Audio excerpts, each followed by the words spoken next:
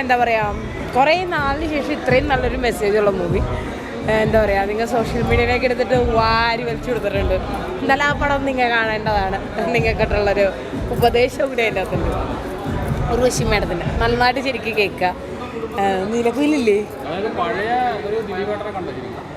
അയ്യോ, പഴയതും പുതിയ എല്ലാം കൂടി മിക്സ് ആയിട്ടൊരു ദിലീപേട്ടനെ കണ്ട് ശരിക്കും പറഞ്ഞാൽ ദിലീപേട്ടൻ്റെ ഒരു സിനിമ ഒരു നല്ല ബെസ്റ്റ് മൂവി.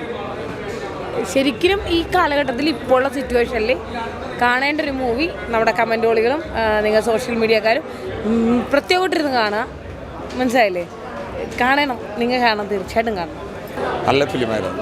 അടുത്ത കാലത്തുണ്ടായ ദിലീപിൻ്റെ പടത്ത് നല്ലൊരു പടമായിരുന്നു. ഒരു ഫാമിലി എൻ്റർടൈൻമെൻ്റ് ആയിരുന്നു.